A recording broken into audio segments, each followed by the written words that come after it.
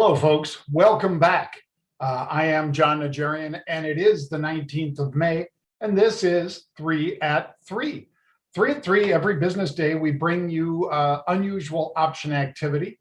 Our heat seeker has ferreted out the biggest opportunities in the markets. And now let's dig into those opportunities. First thing I have to describe for you, though, is our disclaimer, which says that all investments involve risk, and you can feel free to read the rest of it at your leisure. The second part I have to disclose is that we do have intellectual property that is involved in what you're about to see. So before you reproduce it, understand that we have patents, trademarks, registered marks, and copyrights on nearly everything that you're about to see. So please ask us before you reproduce it.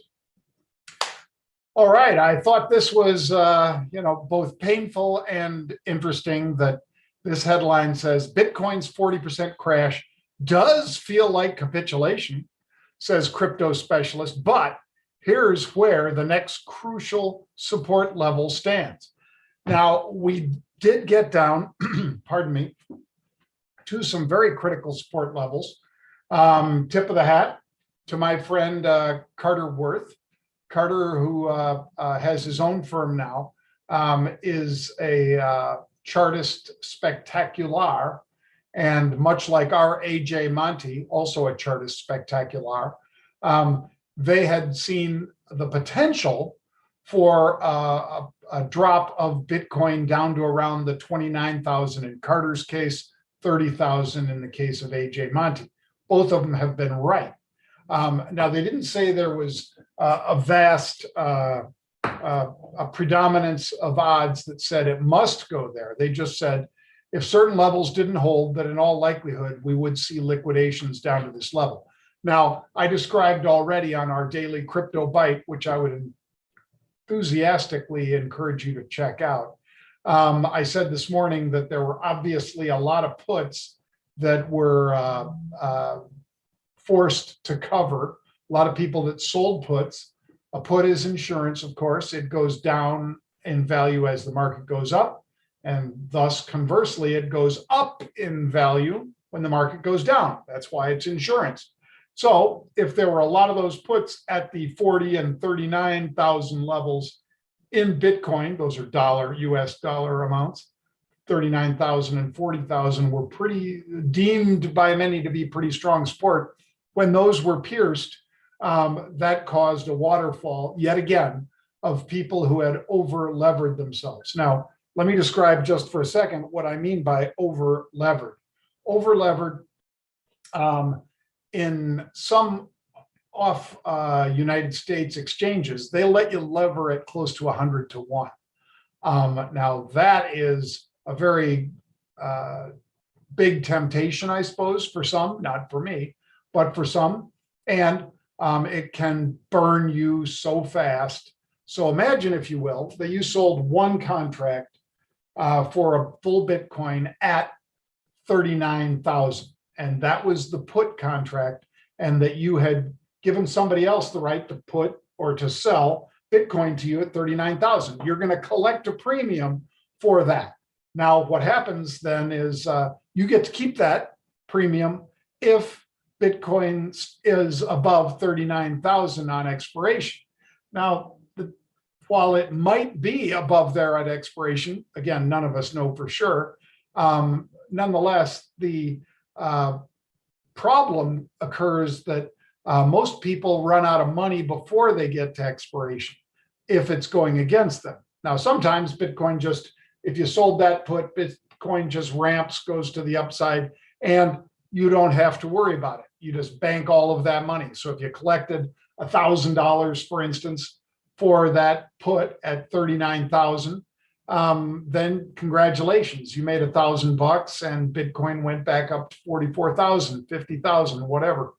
On the other hand, if it breaks through 39,000, which it did with some speed last night and early this morning, then what happens is that put starts rapidly increasing in value. And if you don't have enough money in your account to cover that, then they liquidate you, which is what happened in spades. Now, I described one trade of a one lot. Now, let's say that you had been somewhat successful in doing this months after month after month. And so you decided you're going to avail yourself of a 20 lot of 20 times leverage, which you can do in many of these offshore exchanges. So instead of selling one put for 1,000, you sell 20 puts and collect $20,000. And you start saying, you know what? I'm halfway to a Model 3. As far as if I get away with this 2 months in a row, I'll have 40 some odd $1,000 and I'll buy that Model 3 or I'll buy that Rolex or whatever. Problem is that 20 times leverage means when it starts working against you, and it dropped all the way to 30,000 on some exchanges last night and this morning. 31,000 was the low that I saw on CoinMarketCap, but that is by no means the benchmark for all of this. But nonetheless, when it falls to 31,000, that put is worth $8. You sold it for $1 in my example. So you're out $7 because, of course, that one that you collected, it works against the rest of your losses. So you're out $7, which is $7,000. And if you did that on a 10 lot or a 20 lot, in the case of a 20 lot, you're out $140,000. $7,000 20 times is 140,000.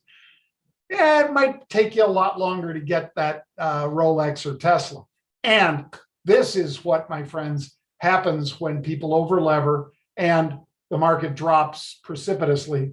And it was a combination of a perfect storm, Elon Musk, as well as these levered bets that occurred. And that's why I think we got so quickly down to that level. Now, this is my friend Kelly Evans, really smart lady. She wrote this on CNBC today. Supply and retail demand. There are only going to be 21 million Bitcoin. True, Kelly. So as Bill Miller said, even if every millionaire on the planet, there are 47 million millionaires, wanted to own just one Bitcoin, there wouldn't be enough. So that is the demand side. Not that every millionaire wants one, but Kelly and Mr. Miller are making a point that there are not nearly enough Bitcoins to go around if everybody wanted one, just all the rich people. And obviously a lot of the people, like the people I just described selling puts, are probably not those rich people. The second point that Kelly made was this: supply and institutional demand. So not just supply and demand, institutional demand. Beyond the retail buyers, there are two types of big owners that get Bitcoin bulls excited. Professional money managers, yes, and corporate America. Both are just starting to get the okay to invest in crypto assets like Bitcoin, which is what helped spark the run-up in cryptos last fall. Also correct, Kelly. In yellow here, I've highlighted the player to watch here isn't Tesla. Certainly not anymore. It's Mass Mutual. Why? Because the Maverick insurer, which put $100 million into Bitcoin late last year when it was, say, $12,000 or $15,000, if they pulled the plug, that would be a much bigger red flag. Tesla is known, as we all know, to be run by a very entertaining and brilliant and at times bipolar CEO. That's Elon Musk. And when Elon gets in here and first he champions the cryptocurrencies, including Doge, and then he sort of lambastes them, it had the effect in both directions. The pump was great, and the dump was also pretty spectacular. So I agree with Kelly here that it's more the mainstream institutions. If they turned away from Bitcoin, then you'd really see stuff hit the wall. But if indeed this is just Tesla and some of those over-levered folks trading and getting caught on the wrong side of the market, then it's not nearly as bad. Tonight at the close, 4 p.m. Eastern, my brother Pete is going to be unpacking his picks along with Mike Yamamoto. So I would encourage you to check it out, folks. That's Pete Najarian, Mike Yamamoto, 4 p.m. Eastern time. That is at market close. It is complimentary, which means free. So go check it out tonight in a little over an hour from now. A little under an hour, actually. Now let's get to today's 3 at 3. FCX. After a furious run from single digits last fall, FCX has run all the way into the 40s and is presently at $40.11. We note that 13,000 July 36 puts change hands today. So important things to note. Number one, this is July. That is 2 full cycles out into the future because we're just coming up on May expiration this Friday. So 2 full expirations into the future. Second bit of information, 1.3 million share equivalent. That's a big trade. And it's $5 out of the money because these puts, again, an insurance policy or a bet that the market drops, whichever it is, somebody wanted them in a hurry. I want to follow somebody who's in a hurry to get a lot of protection or to make a bullish bet, either way. So in this case, they wanted bearish action. And here it is, bouncing around, as you see. So for this year, it has been as high as, pushing right up towards $48 and presently $41.34. And there you see the range on the day. Broke 40 briefly into the 39 handle and now is 41.34. So that's our first trade. A put trade. I would buy not those 36 puts, but I would buy the 40 or 41 put, which I have done, and sell a lower strike like those 36 puts against it. And I would also do it in the same time frame that smart money was executing those trades in. Bang. There is our Market Rebellion YouTube channel. If you go to YouTube and you type in Market Rebellion, you get all those videos for free. That's right. You get them for free. You get our roundtable videos, which is when we bring in an expert and we talk about what their outlook is. In this past week, it was Leon Cooperman. You get my 3 at 3. You get Pete's The Take, our daily crypto bite, my 60-second video, AJ Monty, all of these extremely popular videos for free. And you get them only at YouTube. They broadcast out, they stream live on, on YouTube, on LinkedIn, on Facebook, on Twitter, on Instagram. But if you want to check them out later, well, one of the best places to go is to YouTube. You just need to click that subscribe button. If you click the bell next to the subscribe button, Pete will come over to your house and knock on your door and say, here's your contact. Now let's talk about HYRE, which is an interesting play, I think. HYRE is people that have cars, much like Turo. If you've heard of that, I've used that a lot and I love it. HYRE is, I have a car, I want to lease it out to somebody who needs a car to drive for Uber or Lyft. So in other words, if I'm not using my car and the HYRE app will let me, in addition to my insurance, put an insured car out on the road and I will get paid for that instead of just letting it sit in my garage. A lot of people are availing themselves of this. The stock made a big pop this week from last Friday to this week, and it continues today. Stock's 1547. I think it's about a 350 million market cap now. They bought 5,000 June 20s. So 5,000 is 500,000 share equivalent. So be aware of that. 500,000 share equivalent. Yeah, that'll swing this market a little bit. And there is a look as it moves to 16. So in other words, look at that one from last Friday, the 14th rather. There you see it moving up substantially from that level, single digit level, now up to $16, $7 on a $9 stock. Yeah, that's a big move. So you can understand why people might want to express a bullish opinion in options where they can limit their risk by buying those calls. I didn't buy the 20s. I bought the at the money and sold an upside call against it. If you're new to the show, very quickly, the reason I do that is I move the odds into my favor. I'm not asking for an extraordinary move out of the stock. I'm asking for a continuation of the momentum that we see, in which case I will be rewarded, but I won't hit a home run because for every option I bought, I sold an option against it. I can only make the differential between the strike that I bought and the strike that I sold. That's my maximum profit.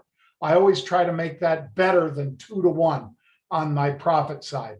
In other words, would I pay $1 for something that could go to 2? No, That's a 1-to-1 risk reward. I want 2-to-1 risk reward. Would I pay $1 for a $3 spread? Yes, because I could turn that dollar into $3, meaning that I have a $2 profit.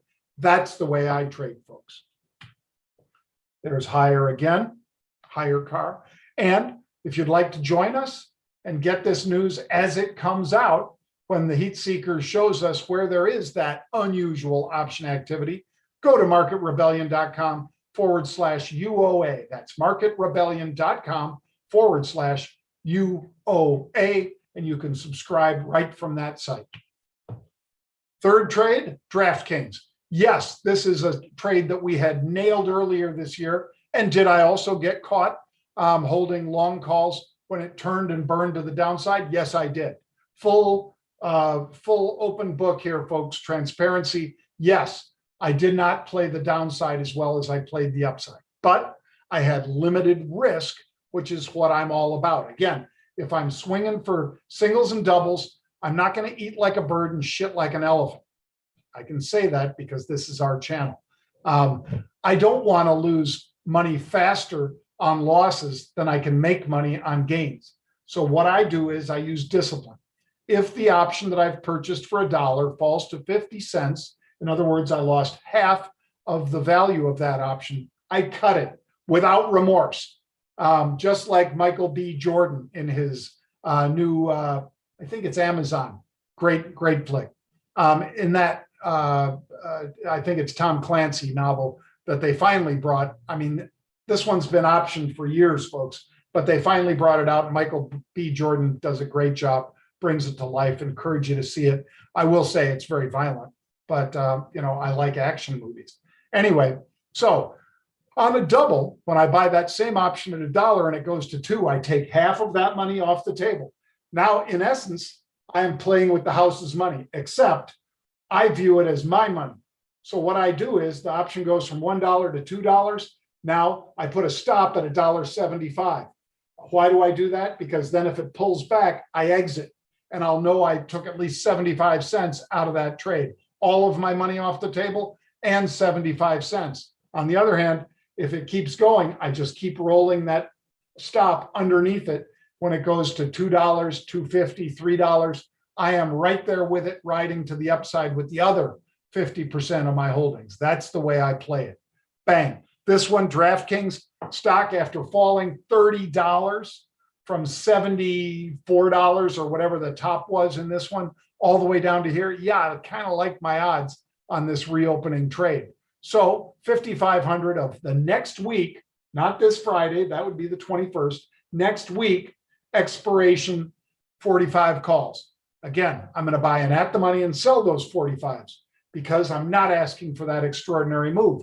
I'm more than happy taking, like I say, a 2-to-1 risk reward or reward versus risk on the trade.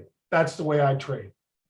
Here is DraftKings right now, 42.31, more or less lower half of the range today. So I think I'm getting in at a nice discount because it's down 4.4% on the day. And there you see the movement over the past several days. There is our daily crypto bite. Daily crypto bite brought to you every day at 10 a.m. Eastern time, 5 days a week. Monty, CJ, and I break down cryptos.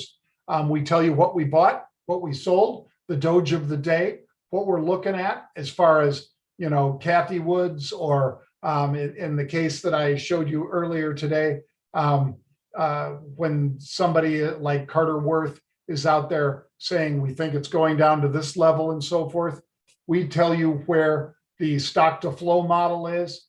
We tell you where Glassnode and Whale Maps are showing us support and resistance and so forth. We do all of that on the Daily Crypto Bite, 15 or 20 minutes. You're caught up on what you need to know about crypto. And then if you choose to join and be in the chat room 24/7, you can do that. We've got charts, thousands of traders, and hopefully you could join for $1 for your first month just to check it out. marketrebellion.com/try crypto. That's marketrebellion.com/try crypto. Questions? You can shoot them to me at my Twitter account at Jon Najarian. That's at JONNAJARIAN. Agave Monk says, and his handle is at Tequila Vibe. Pretty good vibe, I'd say. You think these UA calls have a chance to pop a little before Friday? Yes, I do. Or did you get out already? I already took half off. Thank you for all you do for the retail investor. Agave Monk, thank you. I like your avatar too. The skull avatar, I love that, Agave Monk. And yes, I think you still have a shot. You got 2 more days, but I will be quick like a bunny if we get that move. So I will be right there with you on my other 50%. Let's talk about Milan, and his handle is at MPATEL_1980. How many of you want to bet that Mr. Patel or Ms. Patel's birthday is in 1980? Thoughts on Goldman Sachs, why it's stuck, even though it's only trading at a 9 PE, much lower than peers? Well, it is a great trading environment right now. So Goldman isn't getting enough love for the potential that their traders could end up making a lot of money here. I think they could. I would be with you thinking that what I want to do in the short term is be long stock, short calls, because vol has popped back up. What I want to do if vol settles a little bit is get out of that stock and buy a call spread to simulate ownership in the stock. That's what I would do, Milan. Value trade. Scott Wapner asking today if value trade is peaking. What do you think? That comes our way from Neil, whose handle is at NEILPANKAU. Well, Neil, it could be. You saw me pointing at the Freeport. If I start seeing similar things in other value trades like Cliffs, like Mittal, like US Steel, then I will agree with Scott. So far, I'm seeing it in one stock in particular, Freeport, FCX, and I described that to you with those July 36 puts. So that's where I am with this one. I think it could be, but I want to see more from the rest of the folks in that space. RDL Trader, whose handle is at Rob LANSINGER. Recently, there was a segment on the show with Jon Najarian talking about Bitcoin. John mentioned his opinion that Bitcoin could be 100,000 by year end. Still think that. But I must say the odds have moved against me a little with this recent drop. On the other hand, after Mr. Musk has sort of cleared the air, maybe we get cooler hands in here. Mr. Musk tweeted today that he's got diamond hands. Most of us aren't so sure that that's the case, but nonetheless, perhaps John can provide an update on the show with his thoughts. Thank you. RDL, I think that I still want to add to Bitcoin on the drop. I did that today. I did it at 38. I did it at 34,000, that is. I didn't double down. I have 2 accounts. One is a cold wallet, which means it is not on the internet. It is off and it's in storage, cold storage, many of us call that, or you've taken it off with a hardware wallet. That's what I've done because I just want to hold those coins that I bought 3 years ago, and I don't want to watch the value of it every day. But nonetheless, I have to be aware because unfortunately, Bitcoin is in the news all the time now. So I am aware that my net worth on this trade dropped by half because it was 63,000 a month ago, and now it's in the mid 30s. So that's painful, but I try not to look at that. Instead, I look at my wallet. Whoops, I guess my phone's out there. I look at my wallet for my online and I trade. So what I did was I was lightening up, selling in the high 50s. I bought back in as it fell to 40, too early. I bought it at 38, too early. I bought it at 34, a little early. Would have loved to have picked it up at 30, but did not do that. So in other words, I am trading that range. Likewise, I am buying Ethereum and bought it here today at under $2,400 a coin, ETH, Ethereum. So I don't just trade one. I trade sushi. I trade Maker. I trade, let me see what lately, Chainlink, symbol link, LINK. I trade a lot in that wallet that I have with Voyager. Doge even, I've traded in there a lot, hence the name Dr. Doge. But I think we could see high numbers out of Bitcoin still by the end of the year. Keep in mind, we're not halfway through this year yet. It's been volatile. It's also been very profitable. November, this was $10,000. And, it was 6X that not too long ago, just over a month ago. So, you got to take the good with the bad, my friend. I think we'll see more good in the second half. And that's going to do it for today's 3 at 3. If you would like, go to marketrebellion.com/get started to learn all about how we could show you how to be a better investor, how to risk less and make more. Also, if you want to learn about stock, options, futures, cryptocurrencies, we have all of that on marketrebellion.com/get started. I'd encourage you to check it out. We've had thousands of you, now hundreds of thousands of you that have bought our book, and many of you have migrated over to our site and are subscribers to our updates on unusual activity and so forth. And we also have many of you that we're happy to say are much smarter investors for the education that you got. So hopefully painful days like today in the markets aren't as painful because you have some protection. Also, remember, Pete will be on under an hour from now, right at 4 p.m. Eastern time with Mike Yamamoto, two really smart cats talking about best opportunities in the market right now. Sign up and get it free. Thank you, folks. Have a great day. I'll see you soon.